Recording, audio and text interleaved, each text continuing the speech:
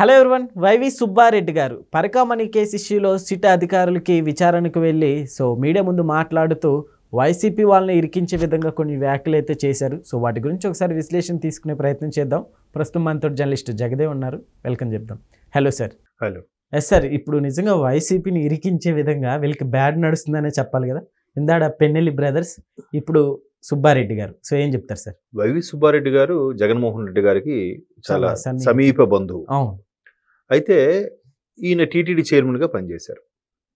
ఇప్పుడు ఏదైతే మన ఐటీ శాఖ మంత్రి లోకేష్ గారు కొన్ని సీసీ ఫుటేజ్ రిలీజ్ చేయడం, స్వామివారి పరకామణి నుంచి కూడా కక్కుర్తిగా భయం లేకుండా, దైవభక్తి లేకుండా అటువంటి చోరీకి పాల్పడే వాళ్ళని క్షమించకూడదు అనేది సర్వత్రా నిరసనలు వినిపిస్తుంది.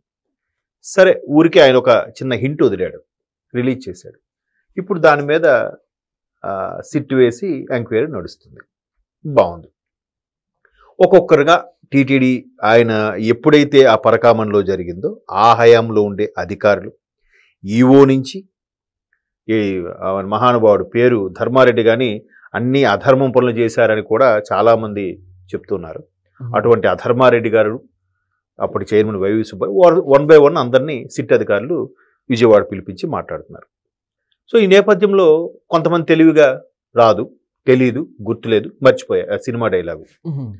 బట్ ఎక్కడో చెప్పాను కదా, తప్పు చేసిన వాడికి అది శాపం, ఎక్కడో చిన్న హింట్ అయినా వదులుతాడు. సరే, వైవి సుబ్బారెడ్డి గారు పెద్ద అయినా, పైగా పార్టీలో మంచి కేడరు, పైగా ఇంకోటి ఉత్తరాంధ్రకి కీలకంగా పార్టీ వ్యవహారాలు చూసుకునేవారు అప్పట్లో ఆయన. అటువంటి వైవి సుబ్బారెడ్డి గారిని పిలిస్తే పరకామణి ఇలా చేయడం, మొత్తానికి లోపలికి వెళ్ళి ఏం చెప్పారు తెలియదు, బయటకు వచ్చి మాత్రం మీడియా ముందు ఏం చెప్పారు, పరకామణిలో స్వామివారి ఈ విధంగా దోచుకోవడం అనేది క్షమించరాని నేరం, ఆ దోషులు ఎవరో పట్టుకొని నేను చూడాలనుకుంటున్నాను. ఈ సందర్భంగా టీటీడీ పాలక మండలి కానీ టీటీడీ విజిలెన్స్ అధికారులు ఏం చేస్తున్నారు అని వాళ్ళ మీద నెట్టే ప్రయత్నం చేస్తున్నారంట. ఇప్పుడు ఆ టైంలో ఇప్పుడు యథారాజా తథా ప్రజ, రాజు సరిగ్గా సక్రమంగా ఉంటే ప్రజలందరూ అక్కడగా ఉంటారు. ఆ టైంలో రాజు ఎవరు? ఈయనే కదా, టీటీడీ చైర్మన్ ఈయన. మరి కింద పాలక మండలి, విజిలెన్స్ వాళ్ళు వీళ్ళందరూ కూడా ఈయన కనుసన్నల్లో ఈయన చెప్తున్నప్పుడు పర్ఫెక్ట్గా పనిచేయాలని ఉంటాయిగా. మరి అప్పుడు ఈయన పట్టించుకోలేదా? అంటే ఈయన తెలివిగా అమ్మయ్య నా భారం దిగిపోయిందని చెప్పి అప్పటి అధికారుల మీద తోసే ప్రయత్నం అయితే చేశారు.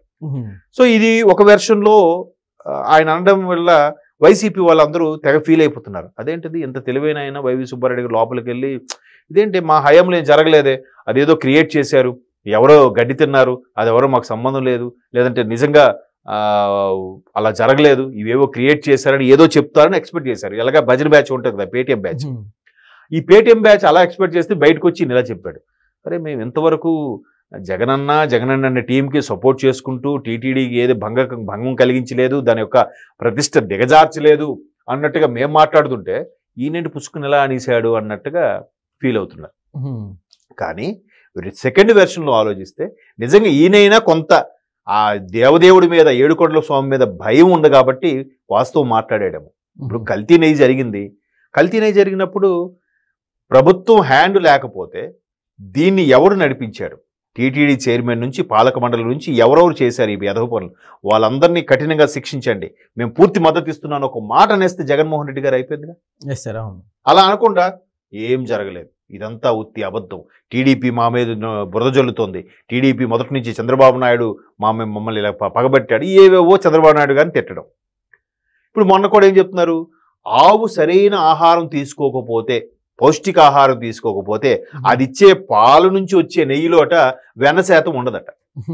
కొత్త సైంటిస్ట్ గారు చెప్పారు. ఎంత పోనీ వెన్న శాతం లేదు అనుకుందాం, అలాంటి ఆవులు ఎన్ని ఉంటాయి? 100లో 10 ఉన్నాయి అనుకుందాం. మరి మిగతా 90% ఆవులు ఇచ్చేవారి నుంచి నెయ్యి తీసేటప్పుడు అందులో మరి వెన్న, మేగడ కంటెంట్ ఉండాలిగా. క్లియర్గా కెమికల్స్తో తయారయ్యని చెప్పినా కూడా మళ్ళీ, అంటే ఇంతకుముందు ఇచ్చిన స్టేట్మెంటే అది, బట్ అది వైరల్ అవుతూ వస్తుంది. ఎస్ సార్, ఇలాంటి అంటే తిరుమల తిరుపతి దేవస్థానం ఇష్యూలో ఇలాంటివి ఎన్ని ట్రై చేసినా తప్పించుకోవడం కష్టమేనంటే ఏమంటారు? ఎగ్జాక్ట్లీ. ఎందుకంటే దీని మీద చాలా సెంటిమెంట్స్ కూడా ఉన్నాయి. కొండ మీద అన్యమతస్థులు ప్రచారం చేయడానికి రావడం, ఆ మధ్యన బస్సులో కూడా ఎవడో ఒకటి స్టార్ట్ చేశాడంట, ఏదో వాక్యం చెప్తాను ఏదో చెప్తాను, కొంతమంది ప్రతిఘటించారు. ఇంకో బస్సులోకి ఎక్కాడట. ఆ బస్సులో ఎవడో నాలాంటోడు ఎవడో చెదగొట్టేశాడు వాళ్ళని. అంటే అది తప్పు కదా. నువ్వు గేటు ప్రాంగణం కూడా వేరే వాళ్ళు భజన చేసుకుంటూ వస్తారంటే వద్దన్న వాడివి, నువ్వు వేరే దానికి వెళ్ళి ఎందుకు నీకు అంత తాపత్రయం ఎందుకు? నిజంగా నీ దేవుడు బలమైన వాడు, మంచివాడు, నిజమైన దేవుడు అయితే నువ్వు వెళ్ళొద్దు, నీ దగ్గరికి వస్తాడు ఆటోమేటిక్గా, భగవంతుడే పంపిస్తాడు. అదే మన జనరల్గా సనాతన ధర్మంలో అదే కదా కాన్సెప్ట్. సో బట్ మన సబ్జెక్ట్ అటు వెళ్తుంది, కానీ మొత్తం మీద ఆ విధంగా ఆ నెయ్యి గురించి వ్యాఖ్యానించి మరొకసారి అబాస్ పాలయ్యారు. ఇప్పుడు వైవి సుబ్బారెడ్డి గారి సిట్ ముందుకు వచ్చి ఏం చెప్తున్నారు? పరకామణిలో జరిగి ఉండొచ్చు, అప్పటి అధికారులు సరిగ్గా పనిచేయలేదు, వాళ్ళని శిక్షిస్తే నేను చూడాలనుకుంటున్నాను అన్నాడంట. మరి వాళ్ళు పరకామణిలో ఉన్నప్పుడు దానికి సంబంధించిన ఏవో జేఈఓ వీళ్ళందరూ ఎవరు ఉంటారు? ఎవరి తాలూకు మనుషులు ఉంటారు? వీళ్ళ తాలూకు మనుషులేగా. మరి అటు తిరిగి వీళ్ళుగా వస్తుందిగా. ఇప్పుడు మొన్న కూడా బస్సు యాక్సిడెంట్ జరిగినప్పుడు ఎవరు అధికార ప్రతినిధి ఆవిడ శ్యామల గారు ప్రెస్ మీట్ పెట్టి ఇది ఖచ్చితంగా కల్తీ మద్యం వల్ల జరిగిన యాక్సిడెంట్ అని స్టేట్మెంట్ ఇచ్చింది ఆవిడ. సరే, కల్తీ మద్యంకి దీనికి ఇప్పుడు అనుకుందాం, ఆడెవడో ఇద్దరు తాగిసి పడిపోయారు కాబట్టి కల్తీ మద్యం వల్ల పడిపోయారు, అది చూసుకోలేదు, బస్సు వాడు కొట్టేశాడు, అంత అయిందని అనుకుంటాం. అసలు కల్తీ మద్యం కాన్సెప్ట్ ఎవడు తీసుకొచ్చాడు? బ్రాండెడ్ ఐటమ్సే, బ్రాండెడ్ మందు బాటిలే లేకుండా టప్పాస్ మందు బాటిళ్ళు, అది 3 క్యాపిటల్స్ అట, స్పెషల్ స్టేటస్ అంట, బూమ్ బూమ్ అంట, శకలక అంట, ఇవన్నీ ఎవరు తీసుకొచ్చాడు? ఎవరు ప్రభుత్వ హయాంలో ఇవన్నీ జరిగాయి? మళ్ళీ అటు తిరిగి వాళ్ళ అన్నకే బొప్పి కట్టిందిగా తల మీద.